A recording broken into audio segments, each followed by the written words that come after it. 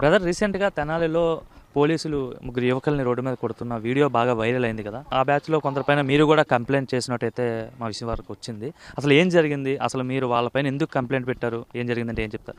అది ఆ రోజు మామూలుగా మా రిలేటివ్స్ దగ్గరికి వెళ్ళాను. రిలేటివ్స్ దగ్గరికి వెళ్తే అందులో ఒక పర్సన్ తెలిసిన ఆయన, రిలేటివ్ ఆయన. సో ఆయన దగ్గరికి అని చెప్పి వెళ్ళాను. ఆయన దగ్గరికి అని చెప్పి వెళ్తే ఇట్లా మొహం మీద బండి లైట్ పడింది. నువ్వు లైట్ ఆపరా ఏంట్రా అని అంటే, నేనే బ్రో ఇట్లా సురేష్ వాళ్ళ అబ్బాయిని, ఏదేనంటే మీ నాన్న పోలీస్ అయితే తోపా ఏంటి, ఎవడికి ఎక్కువ, మీ నాన్న కూడా ఇది చేస్తామని చెప్పి మాట్లాడారు. నేను బండి దిగాను. బండి దిగి ఏంటి బ్రో ఎందుకు అలా మాట్లాడుతున్నావు అని బండి దిగేటప్పటికి ఇక బీర్ బాటిల్ పెట్టి కొట్టేశారు. అంటే వాళ్ళ కోసం ఏదైతే పెద్ద ఎత్తున చర్చ జరుగుతుంది అంటే ఆ ముగ్గురు యువకుల కోసం, ఒక పక్కేమో అసలు పోలీసులు సానుభూతి లేకుండా మరీ దారుణంగా మానవత్వం లేకుండా నడి రోడ్డు మీద పెట్టి కొట్టారనేసి, మరో పక్క వాళ్ళు ఒక గంజాయి బ్యాచ్ తెనాల్లో చాలా మందిపై గొడవలు దిగి గొడవ పడి చాలా మందిని కొట్టారంటున్నారు. అసలు వాస్తవం ఏంటి? మీరైతే ఒక ఎగ్జాంపుల్ చెప్తున్నారు.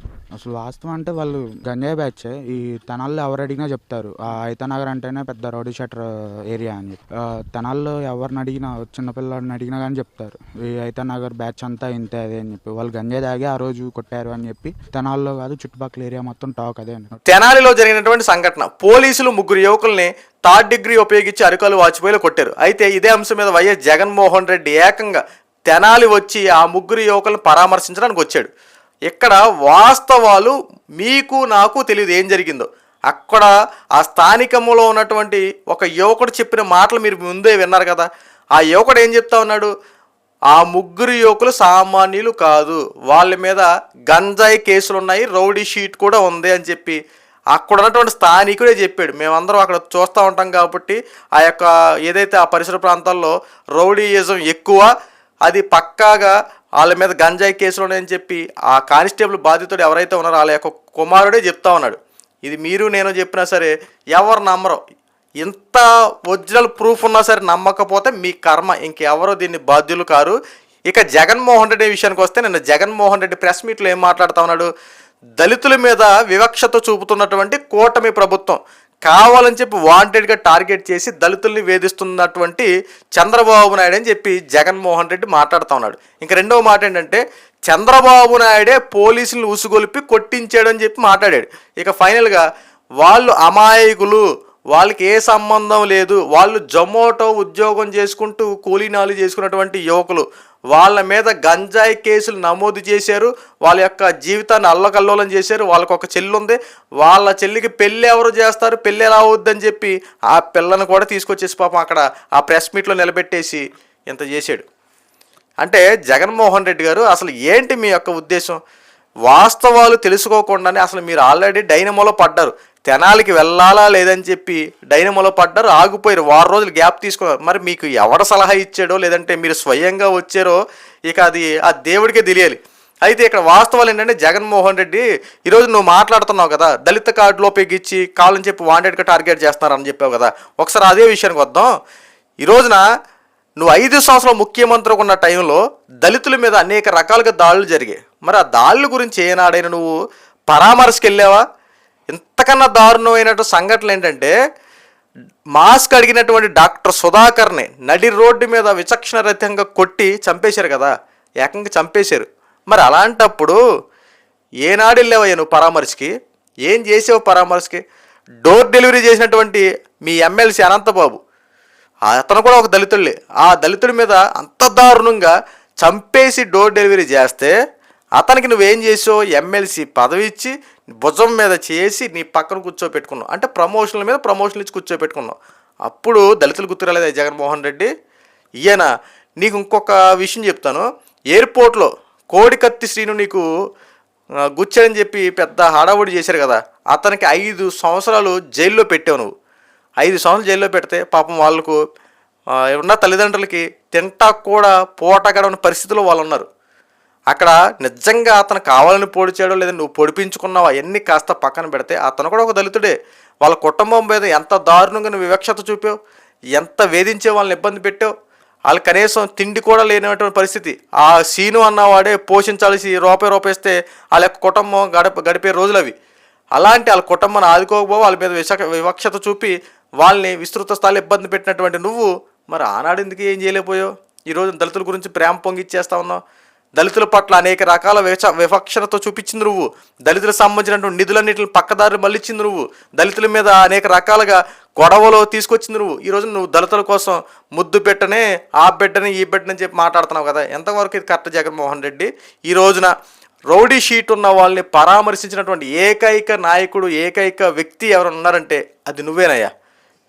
రాష్ట్రానికి మంచి చేసే వాళ్ళ దగ్గరికి వెళ్ళి వాళ్ళకి సపోర్ట్ నిలిచేటువంటి నాయకుల్ని, మహానుభావులను చూసాం.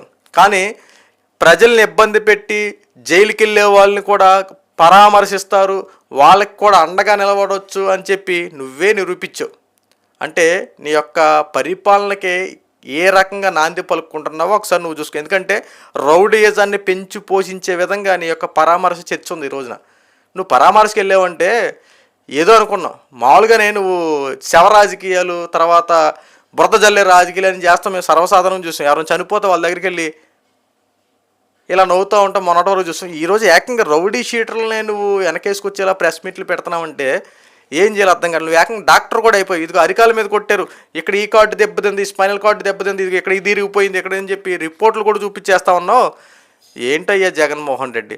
వాస్తవాలు తెలుసుకొని ఈ రోజున ప్రెస్ మీట్లు పెట్టాలి. జగన్మోహన్ రెడ్డి అక్కడ ఉన్నటువంటి స్థానికుడు చెప్పే మాటల గురించి నేను మాట్లాడుతా ఉన్నా. ఈరోజు నువ్వు ఒక్కసారి ఆ యువకుడు చెప్పినట్టు మాటలు విను. ఎంతసేపు ఒకే యాంగిల్లో కాదు కదా, రెండు రకాలుగా ఆలోచించాలి కదా.